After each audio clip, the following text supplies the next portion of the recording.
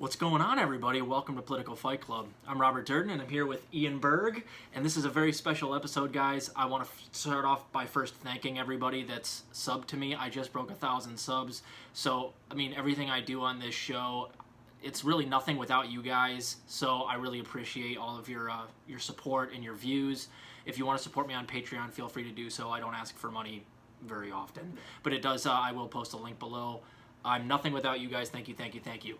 So we're going to do a long episode here. We're going to talk about the squad. We're going to talk about Nina Turner. We're going to talk about Ron DeSantis and the possibility that he runs with Trump, and whether or not Biden, Harris, or Buttigieg, or whatever combination of shit libs that they throw out there has a chance against that juggernaut.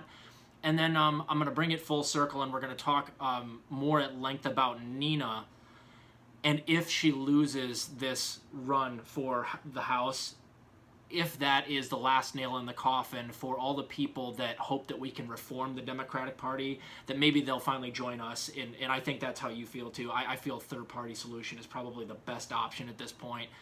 As Kshama Sawant says so eloquently, the road for progressives through the Democratic Party leads to a graveyard. So that's the larger point I'd like to make, and we'll come full circle on that. First things first, though, hilarious news.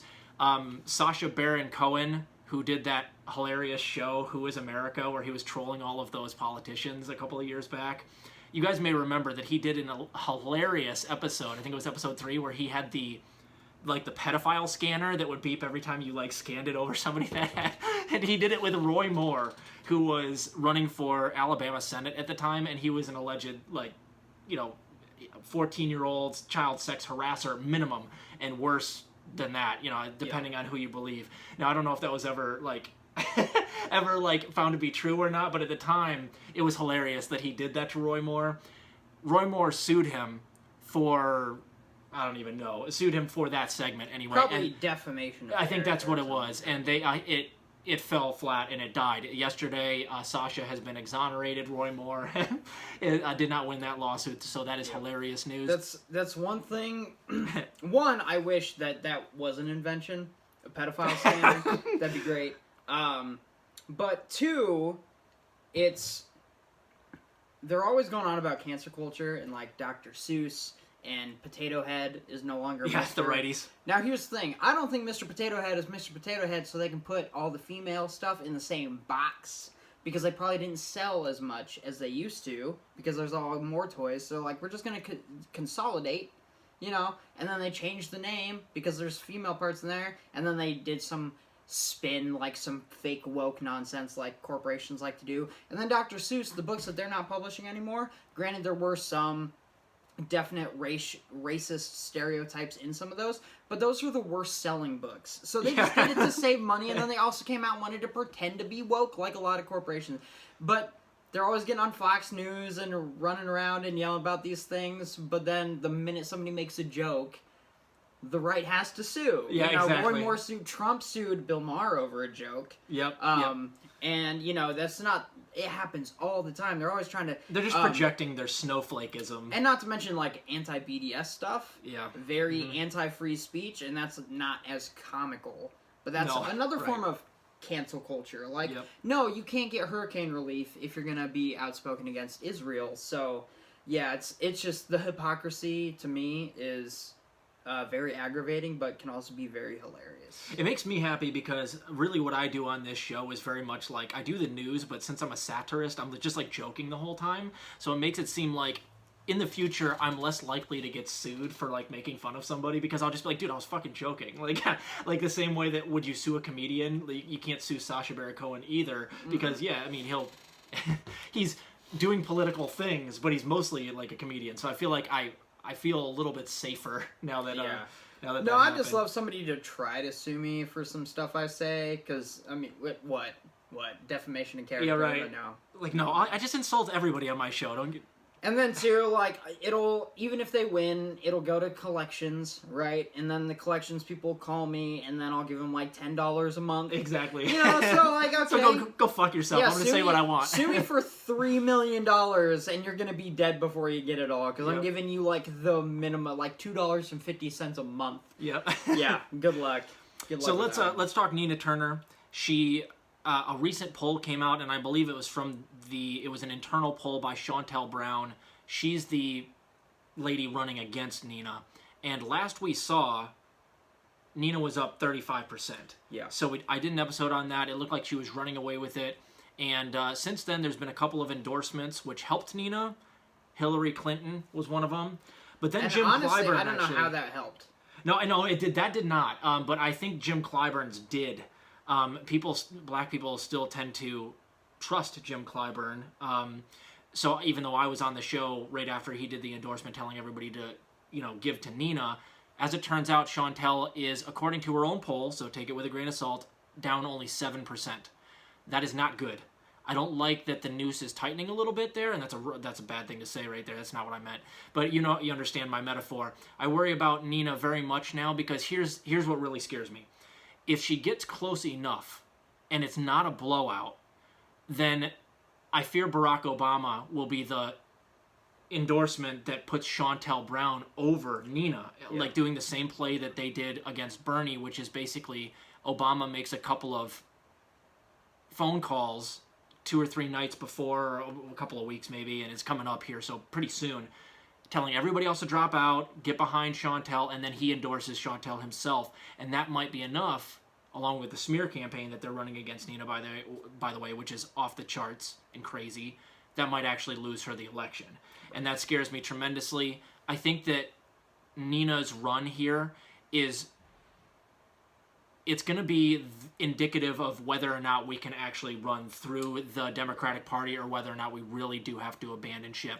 And if Nina doesn't win, if Obama does this and then Chantel Brown comes back from 35 points down and wins this thing, that to me says that we have no chance of running through the Democratic Party. Right, and you also have to take into consideration how inaccurate polls have been.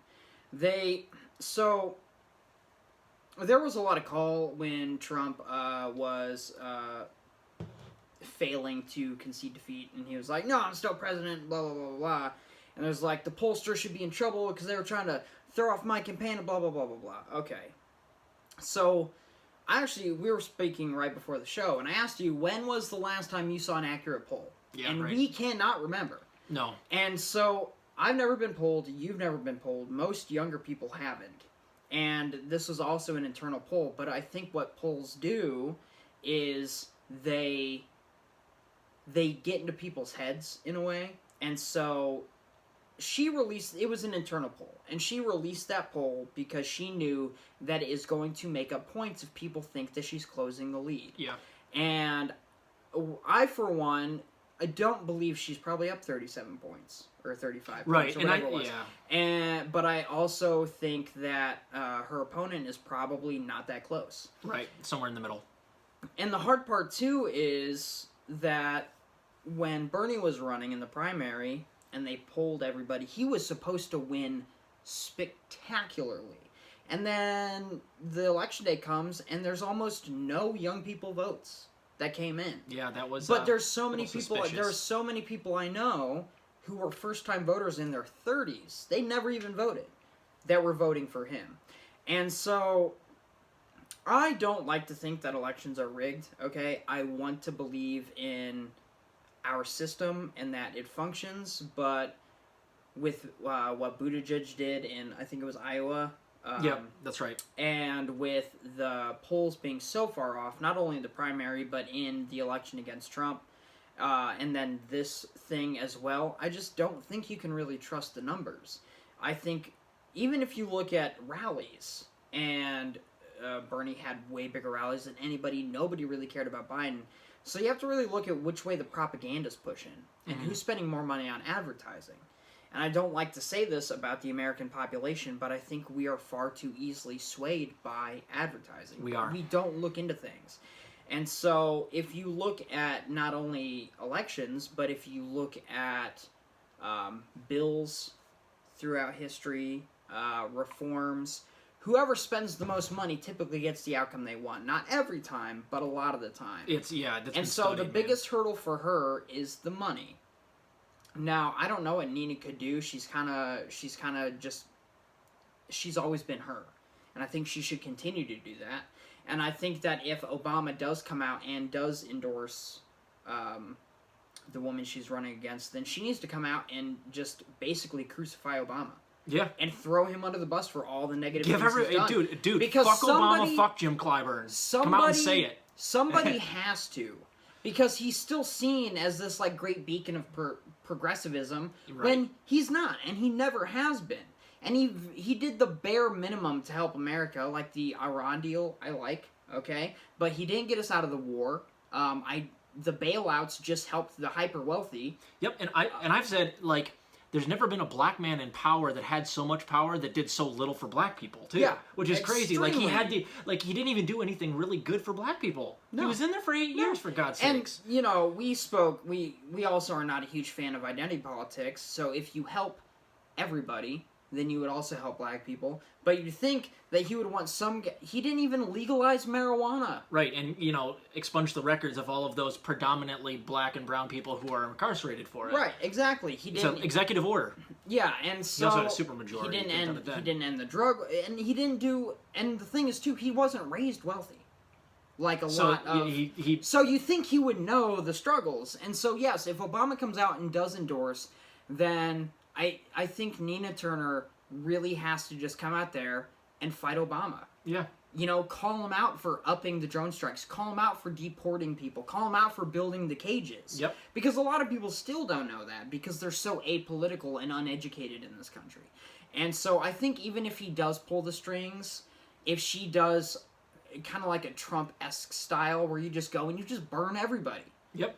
Then maybe she could come back from that. But it will be very hard. And I do believe that if she does fail, that it is time for progressives to stop trying to change the Republican Light Party and start a new one. Yep. Because you have Republicans, then you have more Republicans, and then you have the progressives. And they're just blocking everything because they know that once progressives get in, true progressives, not the pretend squad progressives that are just there to placate everybody, when they really get in, they're going to make it to where these big corporations can't buy the government anymore. And so it's going to be really tough. And that's also why I'm concerned about H.R. 1. Yeah. Because H.R. 1 has a whole bunch of things that will make elections better and campaigns better, but then it also makes it to where it's almost impossible for any third party to compete at all. Yeah, the poison pill that's in the For the People Act about voting rights like, makes it impossible for them to raise the amount of money that they need to raise to get on ballots and other things. Yeah, and it's like funding. Oh, hey, we're all gonna race, but everybody's on steroids, but you. And they're starting on the 50-yard line, and you're starting on the 1-yard line. It's impossible. And mainly, I think this is so important because Nina Turner is, I hope, a true progressive. And she comes out there, she's not apologetic, she tells it like it is, her views are very overwhelmingly agreed with, and most people really like her. And so if you have all that, which makes for a perfect candidate, and she still loses, then I think it's time that we need to go somewhere where we can't be destroyed from the inside. And if I may, I think that there's 3 possibilities, and 2 possibilities of those 3 is going to be indicative that we need to just leave the Democratic Party entirely. If Nina loses, probably a good reason to leave because you're not going to ever beat them. You're not going to fundraise them. And Nina already has such a national profile that if she loses to Chantel Brown, who has way less of a national profile, no one knows. It means that we're never going to beat them at their own game, and we'll never get enough progressives in there. Option 2, she gets in there and does what the squad did. And I fear this is probably the most likely. I think that she probably will win, me a lot, and I think she will probably go in there and not do what she is saying. I think she'll probably sell out, and I've changed my mind on that since I started doing this show. If that happens, again, all the more reason, and that should absolutely be the last nail in the coffin for anyone who's on the fence. Right, and the thing is, too, there is a difference, too. If she comes in and she doesn't get anything done because she's continually blocked, it's different than not fighting at all. Right, and my litmus test for her is if she gets the squad to vote as a block, that's enough of a win for me. That shows me enough. The problem is, though, is that if she only has like a couple of months between when she'll actually take her seat and when the 2022 midterms come up. It's like, 8 months or something like that. Right. So if Biden says that he's not going to go budget reconciliation for anything further, and he's just going to cater to Republicans, and then the Republicans take over the House and the Senate in 2022, it won't matter what Nina Turner does. They can showboat all they want about voting as a bloc, and the Republicans still won't let anything happen. So she's going to have a very narrow, like, time where I'm going to be watching her very closely to see what she does. And then option 3 is that she goes in there, conks the AOCs and the Ro Khannas and the Cori Bushes heads together like a bunch of coconuts and says, you guys are going to stop being knuckleheads. We're going to vote as a bloc. And as soon as, if that happens and the squad starts voting as a bloc on maybe one budget reconciliation bill. One thing, like just one thing to show that they're trying, because the Democrats are going to get destroyed in midterms. Yep, it's not going to be pretty. Because in this day and age where most people are apolitical but bombarded with knowledge and news, they know Biden could do more and he's not. Kamala Harris could do more and they don't. That the Congress and the Senate could help us, but they aren't going as far as they should. And most people are smart enough to understand that they're not doing that because they don't actually give a shit. And so if you don't get anything done for the American people, and I'm talking about real stuff, they could just end the war, and and people would like that. You could decriminalize marijuana on a federal level, easy. That's an executive order. Student debt, easy. Yep, like there's some stuff that you don't even need to fight for. You could just write it and sign a paper, and it's done. And if they don't do any of that, midterms are going to come. Republicans, who are now the minority by a very, very small margin, are going to take seats. Mainly because in Georgia, the only reason that Democrats won is because they promised people stuff that they never delivered. Yep. And so you think that anybody Ossoff is probably going to get... excuse me. I think it's Warnock. Yeah. I can't remember who's up, but one of them's up for in 6 years, the other one's up for 2, and I can't remember who it is. It might be... I think it's Ossoff. Yeah. But don't hold me to that, guys. And if we don't hold on to our majority, if we can't pass what we want with a majority... I'm actually going to look it up. We're definitely not going to pass what we want with a minority. Yep. I mean, there's just no way. And so if Nina Turner... And that's the problem. Then the squad, what they'll probably start doing is if Nina Turner goes in there and they don't do anything those first 8 months and then we lose the midterms... Then they'll start virtue signaling like crazy. They'll start talking about Medicare for all again, and they'll start going, now we're fighters. Now that the Republicans can block everything, we have zero power, zero leverage anywhere. They'll start acting like fighters again. I think people forget screenshots exist, because they're going to be like, well, wait a minute, you weren't fighting for this last year. And on top of that, too, I don't know if they're just placating and they don't want to fight because they say, oh, we want the American public to like Biden. And we want everybody to perceive Biden's doing well, so the Democrats keep a foothold. But what good is your power and what good is your foothold if you're not using it for anything? Right. And it is... Let's see. I believe it's Raphael Warnock is the one who's up for... And he's the one that's going to have a hard time because they did promise that. He was holding the check. Like, he was holding that giant check, remember? And they sent out the pictures of the $2,000 on the check. People are not going to take kindly to that. And it's worse than that because it's not just about that seat. The Biden presidency has been an absolute catastrophe. No one has felt any type of monetary benefit. We're still in a depression. We're still not through COVID. He did a moderately better job, vaccinating everybody. But and to be honest, even if he didn't take office, all that would have happened anyway. Yeah, exactly. And so, we talk a lot about how the economy under Trump, people thought it was getting better when it was really just following the curve of Obama. I think the vaccination level would have been the same because anybody who's going to get vaccinated was going to get vaccinated whether Trump was in office or not. Right, yep. And so, when Trump was in office, there were tons of dossiers and internal memos that came out basically saying how our national security was at risk because there were so many departments that didn't have department heads. That people were still going to work, they were still running everything, they were still doing what they were supposed to be doing, but once it got to the department head and it needed, somebody to sign off, there was no one there. So they basically were stuck. That's kind of like I feel how our government is right now. It's almost like you could just put a room temperature toaster strudel on the desk in the Oval Office, and it would be the same as a Biden presidency. Yeah, exactly. The exact same. And the media treats him with kid just gloves, he's acting like he's FDR and acting like he's doing all these things. He's not doing anything. They grab all these headlines about student debt cancellation, which he's forgiven like 1% of, less than 1% of. Yay! I mean, it's like, and he's gonna pull out of Afghanistan, he says, but now we're finding out that it's mostly just being like privatized, and they're gonna be a bunch of mercenaries from like Blackwater and Boeing and all that stuff are gonna be there. So we can keep giving money to the military-industrial complex, but also have, no, responsibilities. Like, oh, well, they killed civilians. That's not us. It's the corporation took care of that. Corporation, yeah. And take it up with them.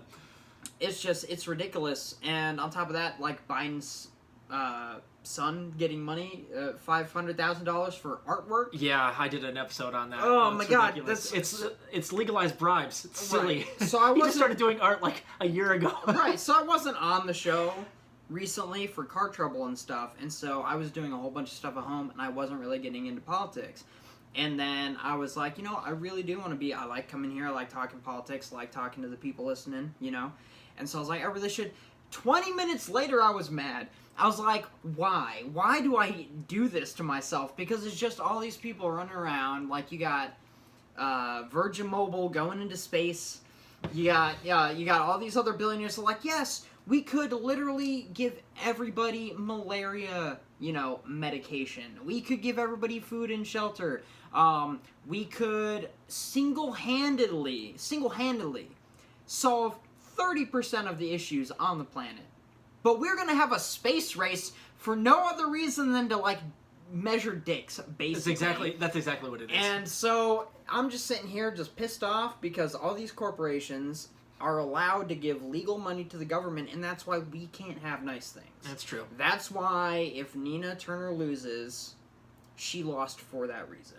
If Obama steps in, he stepped in for that reason. We're in Iraq for that reason. We don't have healthcare for that reason. When is somebody going to pipe up and make it to where you can't just buy politicians? And that's why they keep stopping the left, because that's what the left really wants to do. Yep. Overturn Citizens United would be the first step. Let's talk about DeSantis and Trump, though. Oh, yeah. It seemed that DeSantis has carved himself out as the heir apparent for Trump, and it's showing in the polls. Now, again, I don't trust a lot of those polls, but I always thought that it was more than likely going to be Trump or DeSantis. It was Trump's to lose, and I always thought of him as being like the guy that would pick up Trump's mantle if he didn't run again or if he died or something like that. But now the polls are really showing that it's really those two. And I don't think DeSantis has a chance against Trump, but do you think he might try for a VP nod? And I think Trump is not going to have Pence again. No. He's going to run again. I don't think he has any interest in Pence. They've kind of had a falling out recently. Right. But Pence, being a career politician and extremely religious, is always out for himself. And I think that he knows Trump. No one knew who Pence was before Trump. And I think he knows that. And I think he knows that if Trump runs again and he offers him this, that Pence will take it. I think Trump might, because Trump likes a fall guy. And he can throw Pence under the bus if he needs to. It'd be harder to throw DeSantis under the bus because more people know who he is, more people know where he stands. And I also think that DeSantis maybe could win because the fake populism is going to be harder in this race, because DeSantis can come out and show all the things that Trump didn't do. And so the first race, Trump obliterated Hillary because no one likes Hillary. And he showed how corrupt she was. But people like me and people like you that were intelligent and looked at the past knew Trump was corrupt. But anybody else, they're like, well, he's a good businessman. And yeah, Hillary's awful, so I'm going to vote for him. And then now people understand, okay, Trump is kind of a piece of garbage, but I still like him more than Biden. And then DeSantis comes, and DeSantis is still going to have that same issue. He's still going to be fighting Trump, who's a firebrand, who comes out and is really good at basically commanding the conversation. But DeSantis has facts on his side. He didn't build the wall. He didn't pull out of the wars. He didn't fight the military-industrial complex. He didn't bring back all the jobs. He didn't fight the coronavirus. And so Trump is really bad at debating those things. And so I think DeSantis could win. And either way, it's awful. Because DeSantis is shit. I have a different theory. I think that DeSantis will make a play to be Trump's lackey, because they do, rhetorically, they're very similar. He won't be able to beat Trump on the debate stage, so he won't try. He'll, like, hitch his caboose to Trump. And the deal will be basically thus. I'm going to ride your coattails to VP. I'm going to get 8 years as president afterwards, because you can't run again. And here's what I'm going to do. It's going to be very much like a Cheney-Bush situation, where he'll be like, Donald, listen, here's the deal, man. I'll run the country the way you want it to be run, because you and I both want exactly the same things. Yep. And you can go out and campaign and just do what you like to do. Right, and do all responsibility. You literally will have no responsibilities. Take it easy there, bud. Trust me, I'll take care of it. And he'll do what Cheney did, and then he'll build his national profile, and then he'll run and he'll win again, or he'll win a presidency. So that's good for two reasons. One, DeSantis can do what he wants to do under the protection that all the blowback will fall on Trump. Exactly right. And Trump will gladly, because Trump doesn't want anybody to think he's not doing the job. Right. He wants everyone to think he's running the show. So, of course, Trump will want to take credit for everything. And so you have DeSantis, who would be safe. And then you also have, it gives him the ability to do things, behind the curtain and under Trump's nose that'll give him more of a benefit. Yep. The reason that I don't see that happening as much is because, and all offense to any Republicans watching this is totally meant to be offensive, they have an ego problem. Yes. They're all like dragons. And I don't think DeSantis wants to ride coattails. I think he's been running Florida. Okay, he got media attention. He was eating it up. I think he wants more of that. I think he wants to run things. I think he wants his ego to be stroked. And I think that is really going to prevent him. Also, in history, a lot of times VPs don't win. They just don't. And so you have Biden that won by a very slim margin, and that could be because either A, things were rigged against Bernie, which they were, or because weird unmarked vans were just shoveling ballots in. So, but Trump almost won. And so I think a lot of people have just kind of let Trump go because he's not in the news and everywhere blocked him. And the minute that's not happening, I think they're going to be right back on that bandwagon. And so I think it'll be a fight. So there are some good reasons to ride Trump's coattails. He can go play tennis in those horrendous shorts. And he can golf all the time, and he can go spread COVID with his rallies, and DeSantis can be nice and safe, but I think DeSantis has too much of an ego to let that happen. I think he's a decent enough strategist to know that his chances of winning back-to-back presidencies in like 2028 and 2032 is a better gamble than trying to go at Trump. Yeah. I don't think it even matters really what they say in the debates. If Trump runs, he's going to win. So I think it's just pragmatism on DeSantis' part to be like, listen, I can't beat him in his own game. He created this game. I'm going to have to just, I'll back him up on the debate stage and go after everybody else for my ego.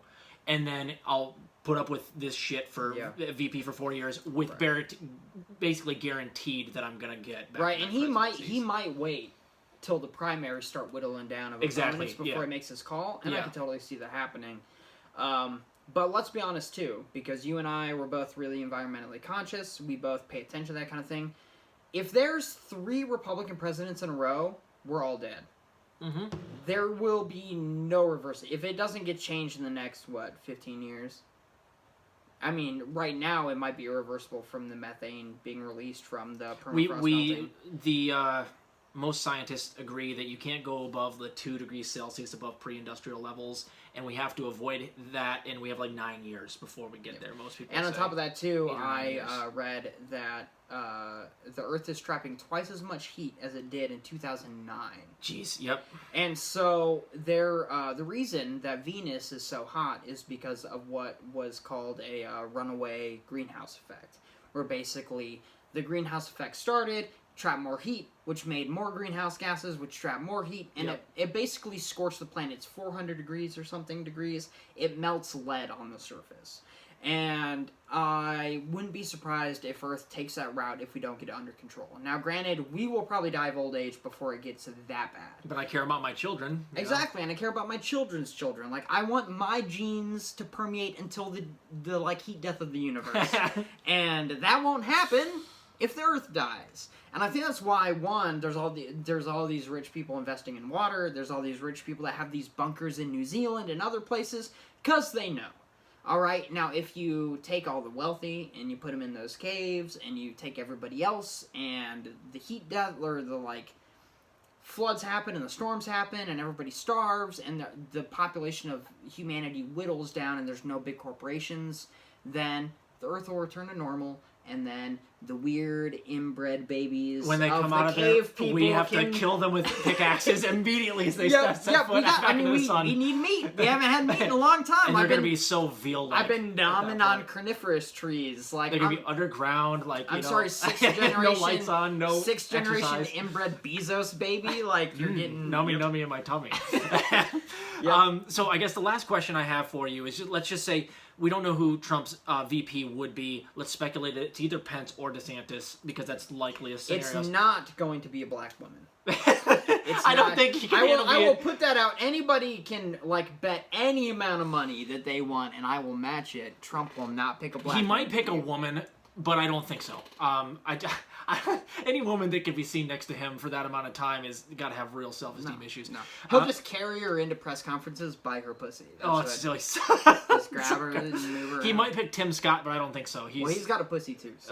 So anyway, the question is, if it's one of those two combinations, will Biden-Harris or Harris-Buttigieg or Biden-Buttigieg, are any of those combinations, can they beat that? I don't think so. So, considering how bad Biden's been. The hard part is, I think Biden will run again. I think he will too, and I didn't think so at first. The campaign that he ran last time will not work. Will not work. And have you seen him lately? There will be... I've seen him in interviews. I've seen him answering questions. He's not there. He's like a corpse. Like a literal corpse and with a hand up his butt. You can pump somebody that has dementia, now that I'm not a medical professional, but I can say with a fair amount of certainty that something is not right. Now, it could be mini stroke that affected his memory or his cognitive function. It could be dementia. I think it's dementia and Parkinson's. It could be a lot of things. He's got the shuffling gait. Yeah, I don't know exactly what it is, but what I'm saying is he will run again. Why will he run again? Because why not?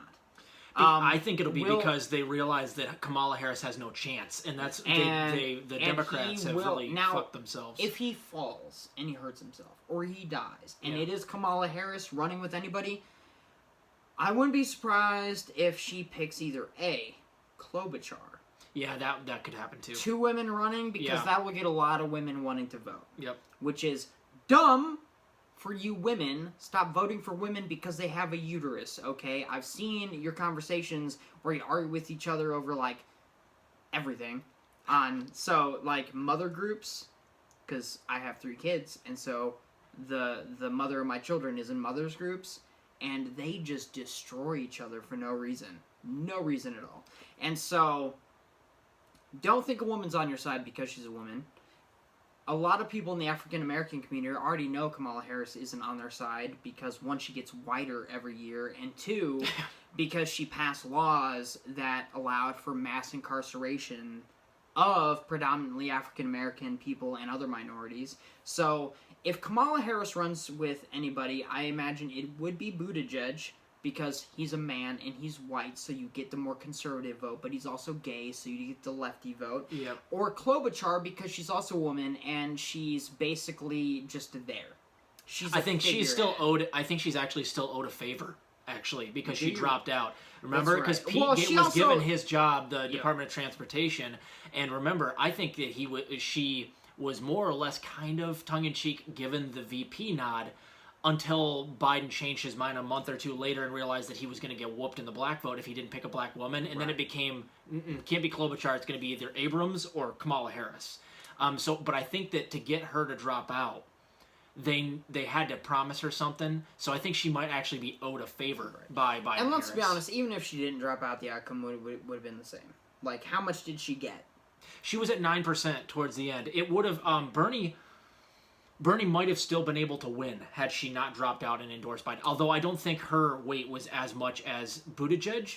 And also, like I've always said, the impact of Buttigieg and Klobuchar dropping out and getting behind Biden at the last second is nowhere near as detrimental as Elizabeth Warren staying in through Super Tuesday. If everybody could drop out and endorse Biden, and if Elizabeth Warren drops out and stays neutral, even if she endorses Biden, Bernie probably still wins because they don't split the vote on Super Tuesday. Nothing upsets me more than bad faith actors. Yep. And the fact that there's so many people. You have the Squad, you have Elizabeth Warren, and for a minute we believe them because we want yes, finally somebody hope that listens. It feels good. Yes, you want Medicare for all, and you want to end the wars and all the other horrible communist things that we like. And then, they come in and they're just like, yeah, but, I'm getting nice fat stacks, and I'm getting my nails did, and my toes did, and, all these people that build tanks are giving me money, so go fuck yourself. I'm like, thanks. Thank you. I appreciate that. And that brings me to my next point. Is the Squad worth just giving up on entirely now? I used to think when we first started this show, which wasn't that long ago, it was right around the insurrection, the Capitol riot. Yep. I thought that they might be salvageable then. I don't think they are now. And I gave them a countdown. Remember, I gave them something like 6 to 8 weeks to get a floor vote on Medicare for all.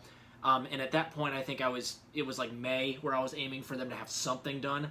Not only did they not get the Medicare for all floor vote, they have stopped talking about Medicare for all, and they've stopped talking about every other thing on their platform. I haven't seen them do a good tweet for any of this stuff in months. Right. Well, it's all but dead. Let's be honest. Tweets don't matter. Yeah, right. But they're not even rhetorically fighting for Medicare for all anymore. Because Biden will come out and he'll say he's with the Cuban people, but he won't raise sanctions, even though he was working with Obama when Obama raised sanctions. And that's because the neocons are in his ear, okay? And the thing is, too, there's talk about another bill, like a Patriot Act 2.0, and the Squad came out and they said they were against that. We'll see. They probably won't vote against it because it's a Biden thing, and they just vote every way he wants to go. Now, you know me. I was a bigger defender of the Squad than you were, and I have since then basically lost complete faith in them. I don't think they're going to do anything, and if they do anything, it's because a leader has come in. Now, I think if somebody comes in and shows them that, hey, you can still be principled and keep your position. You can still, if someone comes in and shows them how to be strong under that amount of scrutiny from their supposed partners in the Democratic Party, then I think maybe they could turn around, but I'm not holding my breath for it. And interview before AOC ran for a second term, she basically said that she was real close after learning a lot of stuff and dealing with the Democratic Party and the Republican Party. She was almost to the point where she just wanted to go build a homestead and not engage in politics anymore. And I honestly think she ran because she figured she'd win, and she was like, yeah, I'm just going to do it because I can't fight these people. I can't. And I think their spirits just got broken by the system. And so they're just like, you know what, I'm just going to go along to get along. I'm going to get mine too, and I'm going to get money. And I think somebody really needs to come in and light a fire under them, because I really want to believe, and I really do, that when they ran originally, they believed what they said. I wholeheartedly believe that they went in wanting to do this and wanting to fight for it. But I think they lost their way after their first term because they had so much opposition, even from people that were supposed to be and they were getting stroked by their pocketbooks too. Exactly. They became careerists in a blink of an eye. Yep. 2 years. And so I think that they're still, it's kind of like the whole Darth Vader thing. I think they're still good in there, but I think it's going to take a lot to bring it out. Yeah. And I think if Nina Turner loses, then that's it.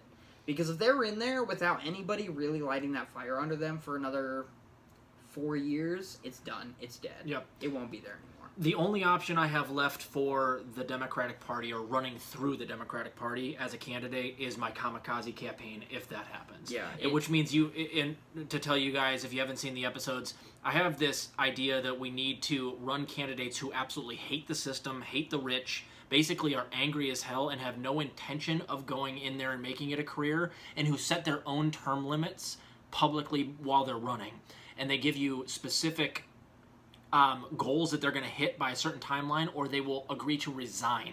So, like, if I were running for Congress right now, and I were going to be running in the 2022 midterms, I would say, listen, if we do not have a Medicare for All floor vote by 2026, I resign. And I would probably even tighten it up more than that, but it depends on who gets the midterm. I don't want to waste 2 years at the beginning if we lose it to Republicans. But you say, listen, give me 4 to 6 years. If I don't have $15 minimum wage and a Medicare for All floor vote and legalized weed via executive order, I will resign.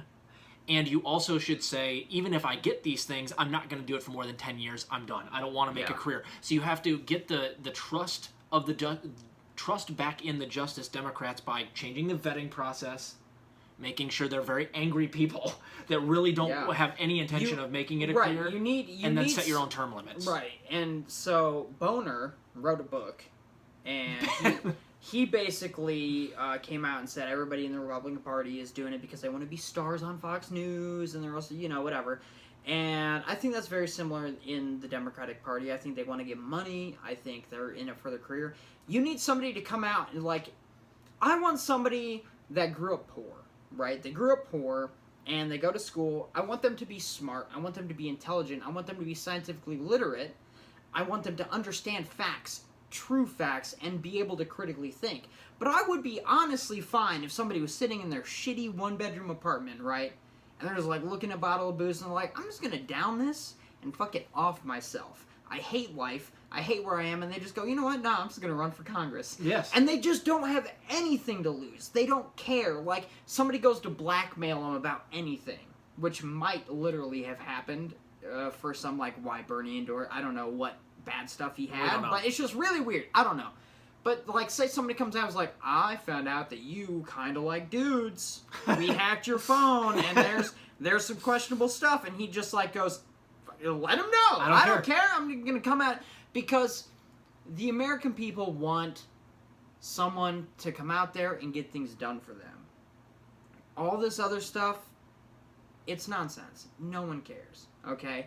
Now, evidence of that is when accusation after accusation after accusation came out against a slew of different people running, okay, whether it be pedophilia or rape, especially on a lot of Republicans. Did anyone not vote for them? No, they still won, because the American people that were voting for them, he might be a rapist, but he's gonna stick it to the libs, and that's all I care about. And so if somebody comes out and say, okay, yeah, I might do this thing and this thing and this thing, and maybe I did some drugs. Be completely unapologetic. Right, just be you and say, yes, that is me. But I don't care about any of that, and neither do you, because I'm going to get you more money. And I care about you guys, and I'm going to go in there and literally lay fucking waste to every one of these assholes who I hate. Right. And I'm going to go in there and make enemies on purpose. Right, and if you don't like politics, just vote for me, because it'll be entertaining. Exactly. I'm going to go in there and call Nancy Pelosi a bitch on the first day. Like, I'll do whatever you guys want me to do. I will go in there, and I will steal Nancy Pelosi's ice cream that she brought in for breakfast. That $12 gallon or $15 gallon of ice cream. I'm gonna eat her fucking designer ice cream every single day. I'm gonna have a necklace of metaphorical ears on my chest right here, because I'm looking to make enemies when I go in there, and people will trust you. And if you set your own term limits, then you can go in there and they know that you're going to be fighting for them. And I would just run on that. I mean, the first person that runs on fuck Pelosi is going to win. Right. Shahid Buttar could win in a landslide if he ran campaign slogan, fuck Pelosi, you're going to win. You're going to get everybody's vote. Yeah, just a big banner with black letters. Fuck Pelosi. That's it. That's all you win. need. That's Shahid Buttar's key to victory. And on top of that, too, if you come in and you set your term limits, right, and you stick to that, right, you could even sign some stuff to where you can be sued for false literally, and then people know you're not making a career. And no company's going to come in and try to buy you. Because they know you're going to be out by a certain time. Yeah. Like, oh, yeah, why don't you take your oil money and fucking shove it? So I'm just going to spend the next decade conking skulls together. That's what I would do, and that's what I think the vetting process would need to be if we want to maintain people running through the Democratic Party. You have to get people that are willing to run through the Democratic Party because they want to fucking hip check everybody along the way. That's what you need. And no one's ever going to trust the AOCs and the squad of the world ever again. No. And I don't believe, especially if H.R. 1 gets passed, which is the For the People Act, I don't think that... it's going to be hard to put the Green Party on the map as well. Extremely. So that's what I would do. Of course, I have my own theory about how we should get the Green Party on the map. We'll go over that on a different episode. I've already covered that multiple times. Last question, in terms of just Nina Turner and everything here. Do you think that everybody will, if she loses or goes in there and sells out, do you think that will actually be the last straw? Like, I know it for people like you and I, it'll be like, yeah, that's pretty obvious that we can't put any type of value in what the Squad is doing or the Justice Democrats organization. But if she goes in there and sells out, will that be enough to get most progressives to go, okay, I see the writing on the wall. We literally cannot run through the Democratic Party anymore. Yeah, the hard part is that we've been fighting for a progressive agenda since 2016. Yeah. And there comes a time where people they give up. A lot of people give up. And they talk a lot about voting rights acts and that kind of thing, and how, when more people vote, the Democrats win, when less people vote, the Republicans win, yada, yada, yada. I think that if Nina Turner loses, now you have Rhode Island, you have Nevada, where basically they got taken over by progressives. Good point. I think that if we lose with Nina Turner on the national stage, it's time to give up the national stage. Yeah, that's a good idea. Just give it up. What you need to do is you need to have very progressive cities. So like Seattle, that jumped up to $15 an hour overnight. Or some other ones that decided, you know what, we're just not going to arrest drug offenders. We're just not. And so you think, the old adage, you think global, but you act local. Yeah. And I think that's really what we're going to have to do. We're going to have to build something from the ground up. City council, mayor, maybe a governor here or there if we're lucky. And then you also have different judges too, state Supreme Court justices, and then you have heads of like departments of education. Mm-hmm. That would be wonderful too. And so it'll get to a point where stuff from higher up can come down, but you're going to have somebody blocking and say no. You're right. No. But you do need somebody that is okay with losing everything for principles. And the problem is those people are very rare. Very rare anymore. Everybody likes to believe they have certain principles, but, I have 3 kids at home. I might run a Kamikaze campaign one day. I might too. And so I'd have to make sure that nobody could, say I had someone like Hunter Biden, just one of my kids was an absolute fuck up. I hope not. I really hope not. But say they were, and they did something like unspeakable. I want to believe that I would have the wherewithal to say, you know what, yes, that's them, they're awful, but I'm going to continue my campaign, and I'm going to do what I'm going to do because I'm principled. Yeah. Damn the consequences to my family or whatever. Yep. But I don't know until that happens if that is me. And I think a lot of people are the same way. And so you have to have people that come in and they understand that you're going to make very powerful enemies. It's not just all fun and games, saying fuck Pelosi and coming in there, You're going to have people come after you for everything, your finances, your love life, your, any lie you've ever told ever is probably going to come back. You might have #MeToo people that you never met come out. You never know. And so it's easy to sit here and talk about it, and it's another thing to do it, but if you really want to help the American people and get the things we need to get, if you want to save the planet environmentally, if you want to bring the people that are coming home in body bags and with missing limbs, if you want to stop the bombing of innocent brown people all across the world, if you want to stop the caging of Mexicans or, any other illegal... You have to understand that your life is less important than everybody You have to be brave, and that's okay. That's what it would take. But there are people out there, particularly people who already have lost everything and are so downtrodden and traumatized by their entire life being caught in this capitalist system and being tired of watching the shit shuffling between the Democrats and Republicans every 4 years. They're tired of the system that destroys their family and their friends and themselves. the hatred has built up within them so that they are uncorruptible and they don't give a fuck what you say about them. And that's what you need. And that's the only people that are going to have that mentality are people that have been like literally like whooped on by the system. And you also have to remember every single death from a suicide from a veteran is the current administration's fault. And the past administration's fault. Yep. Because they sent them over. The war's been going on 20 years. And don't give them health care or a dwelling when they get home. Right, yeah. So that's blood on their hands. Anybody who sits at home because they haven't seen their friends in a year because they do nothing but work and they can't catch up on bills and so they never see the sun because they're a third shifter and they get sunk into a depression and they off themselves, that blood is also on the hands of the government. Like, there's a whole bunch of illnesses, mental and physical. You have heart disease. You have anxiety disorders. You have sleep issues. Like, all those and all the secondary causes, traffic accidents, whatever. All those deaths and all that misery is on the hands of the government because they'd rather just take money than fix the issues. Americans could be happy and healthy and educated, and they're kept dumb and sick and miserable so the rich can keep getting rich. And until somebody just comes out and says, fuck it, why not? I'm gonna burn my life down so I can just, like, punch someone in the face, figuratively, it's not gonna change. And I really hope Nina Turner is principled and brave enough that if she does win, she does that. I would love to see it. I don't think the odds are in the favor of that scenario. I think it's unlikely, just so we're clear, I think she's going to win.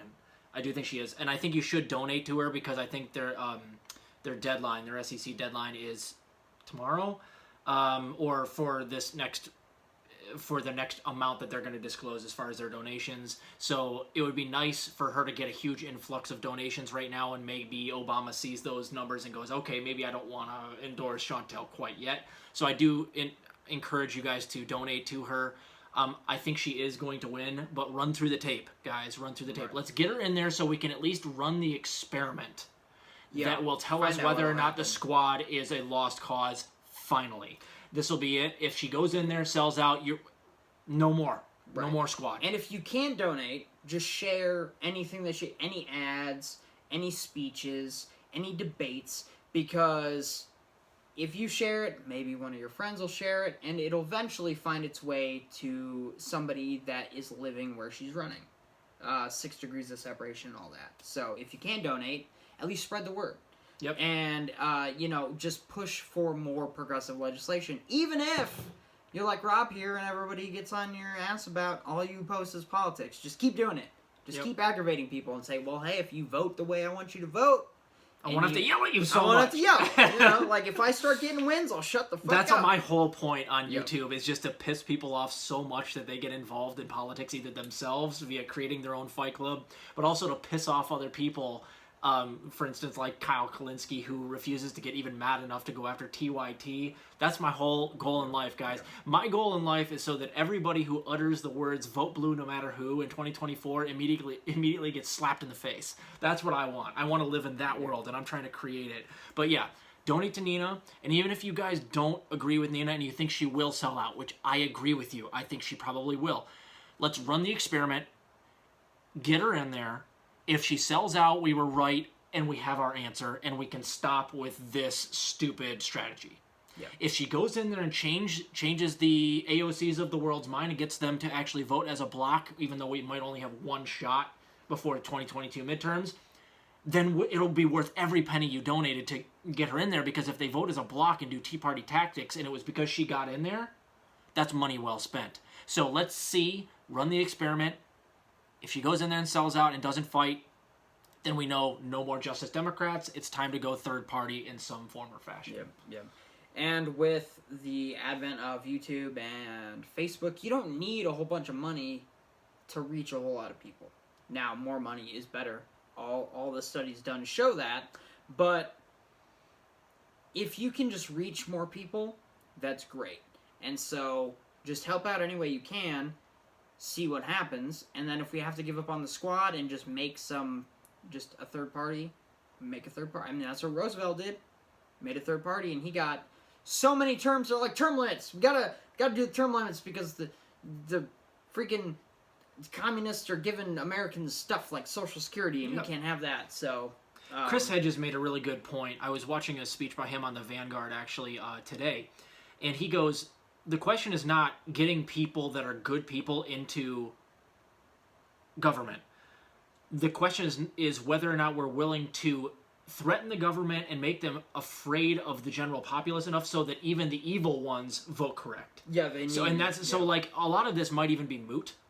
It doesn't hurt to have people who are a little more empathetic and human in there because they're easier to sway. But in the end, the final battle is going to be partially what you're talking about, which is like going through the local government and trying to take over a lot of those positions, coming in through the back door. But secondly, it also has to do with, regardless of who gets elected as president or senators or people in the House, we have to make them all afraid of us. And it's those type of movements which even get bad politicians like Joe Manchin to vote correct. If they really fear the populace, then even the scumbags will vote correct. So that's really what we need to do. And it's not just them. It's the wealthy. Yeah, right. So, because if we can only vote for two people and both the people are bought by the same person, then it doesn't matter which one of them we vote for. Yep. And so I saw your tweet, which I totally agree with. One of the reasons Biden is beefing up the police is because we know that he's not going to do anything, and civil unrest is going to continue. So they need people a are militarized going police to be for it. pissed off. And there's the world we live in with the rule of man, where you have to be, serious and courteous, and you live in a civilization that has rules, and you follow those rules. And then there's the other one, where we came from, naturally, where if you want power, you have to be strong enough to keep it. And if the power's derived from the people, and the people are stronger than you, then they're going to beat you into submission and take the power back. And so they do need to fear the people. And since we don't have the money to fight them, the only thing we have is the numbers to fight them. Yep. And I also think it's very important, too, that we go out there and you don't give companies money that don't deserve your money. I don't buy from Amazon. It's really hard because I hate Monsanto and they own everything, so you can't always. But, starve them, fight for what you can fight for, and try to make them understand that the power still comes from us. Yep. The CIO, which is the Congress of Industrial Organizations, I think is what it was called, had it not been for them, which is a bunch of unions of socialists and communists back in the day, forcing FDR to do what he did, we don't get the New Deal. And what they did is they go, listen, we got like 5% of the population here, part of the CIO. We won't vote for you unless you do what we say. So they just basically threatened him, and he even said, I think in his letters, like, had the pressure from some of these unions not been so immense, and had they not had the numbers they did, he doesn't get the New Deal done. Yeah. So really, it didn't come from FDR. He was the vessel through which the power of the people went through to get the New Deal. And that's what Chris Hedges is trying to say, and I agree with that 100%, along with, of course, the local elections strategy. I think that is way more important than federal elections at this point. Yeah. And federal elections might actually be a lost cause. We might be finding that out here if Nina loses right here. If Nina loses this race, if Obama especially comes in and makes her lose, I will have literally zero faith that we can get anything done running in the Democratic Party. Ever. Yeah. I don't have any more. With how liked Bernie was and how badly he lost, he was up 10% on average in most of these states, and he lost all of that. Like, and all of it goes in Biden's favor. I don't want to allege cheating, but that's mighty statistically eerie or coincidental. So it might be. I mean, some things you just have to purge, and I think the federal government has gotten to the point where it's so bad that it needs dealt with. It needs gone. Everybody needs replaced. And unfortunately, you can't do that because that's French Revolution territory, and that kind of threw them into a bad spot until Napoleon came along, but that's a whole history thing. What I think we should do is infiltrate the people that are actually building the spaceships for all of these corporations like SpaceX and Blue Origins, which are Elon Musk's and Jeff Bezos's, companies that are building these things. These people are going up there personally. So all we got to do is make sure that we have people that are just making it so this rubber hose is a little bit loose. You got to make sure that this thing isn't working quite well, just good enough to get them up into space, but so they can't re-enter Earth's atmosphere. Yeah, and no, then we have sure, send all the billionaires to space. I'm pretty sure they have all their stuff built in other countries. Do they? So Americans don't kill them. Like, I want to get in contact with those people though. Like, dude, just how much would it take to just loosen, make sure that the engineering is or the putting together of these modules is just a little bit off, so they can't quite re-enter the Earth's atmosphere. And then we got a Bezosicle sitting out there in lower orbit. Yeah, or just like let them go, and while they're gone, just take all their stuff. Take over the launch pad that they're supposed to land on, and tell them they can't come back. There's 10,000 people standing on it. Or to put real big trampolines on it. Exactly, something like that. Burn it down. I don't care. Easy. That's all I'm saying. You want to talk about efficacy. Anyway, I don't have anything else to talk about. If you're... Yeah, not so much. I'm very terrified that SpaceX has a fleet of autonomous vessels. So that'll be a wave of the future. And so I don't know what horrible things are going to happen there, but I'm sure something will come of it, and it will be awful for everybody. But yeah, not so much. I mean, I just really hope progressives make it, and I really hope that we don't get wiped out in the midterms, although it doesn't really matter since they're not doing anything anyway. Right. It's likely almost impossible for us to not lose seats. Yeah. So. And I don't. I hope that Nina wins. I worry for her. Lastly, guys, I did finish my chapter of The Divide, chapter 4. I think it was very long.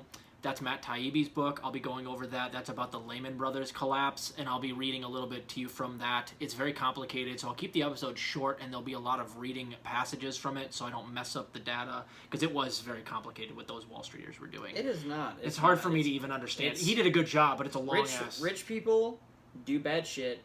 Poor people get hurt. Rich people keep money. Yep, basically. Simple. And then lastly, it does seem that the Democrats have unveiled a rather large, relatively small, but a Alexa, disconnect. See, you mentioned killing billionaires. Yeah, there we go. But they unveiled a $3.5 trillion deal, which is it's about a third of what the Society of Civil Engineers say we need to do for updating our infrastructure. So it's really... It's an F president doing a D plus effort, but it is much bigger than I expected, and we'll talk about how I expect Manchin will probably whittle that down to less than half of what it is. But as it stands, I'll break it down for you. It looks pretty cool. It would be monumental, really, if they got it done. It would not be what I prefer, but it is pretty substantial. So I'll go over the details. I think it'll get done if defense contractors get the contracts. Yeah, that's interesting. I think if that happens, then they'll pass it. All the Republicans will jump on board. Yeah. Like, oh, you're going to give... The roads are going to be private corporations that also, like... That's what they did with the other part of the deal, because it's $4.1 trillion, and there's two different bills. The $600 billion bill that the Republicans are pushing, which basically it takes care of a lot of the infrastructure, the bridges and the roads, particularly bridges and roads. But I imagine that there's clauses in there that gives that all to private companies, and that's why they're running with it. The extra $3.5 trillion was a negotiation down from Bernie's original offer, which was, I think, $6 trillion. And that takes care of a lot of other things. I'll go over that with you. It's Medicare expansion to include dental, hearing, optical, which is pretty cool. Free community college. Oh my God! Free pre-K. That's some horrible communist stuff, yeah, right? Rob. Yeah, what are you talking about? It is so far away from what we actually need for climate change and for the infrastructure. But if it stayed the way it was now and we could just pass it without it being whittled down by Manchin, it would be a substantial bill. So I will go over that with you guys tomorrow. Sorry I didn't get to you guys yesterday. I just got too busy working on my Jeep, so that happens sometimes. I get a little too preoccupied with chores. So I keep fighting the good fight out there, guys. I appreciate you guys staying with us. And again, thank you for getting me up to 1,000 subs. If you want to leave a comment below, I've been playing with the audio. If you noticed, I changed the audio halfway through the video, or like a third of the way through the video, to see what the difference is between the mics versus the phone itself. I'm not even sure they're actually working, even though it says they're working. Let me know in the comments below if the sound sounds better, because I've been told that certain people are having a hard time hearing it. It's a little bit dull or quiet. So let me know on that, guys. Keep fighting the good fight. We'll talk to you later.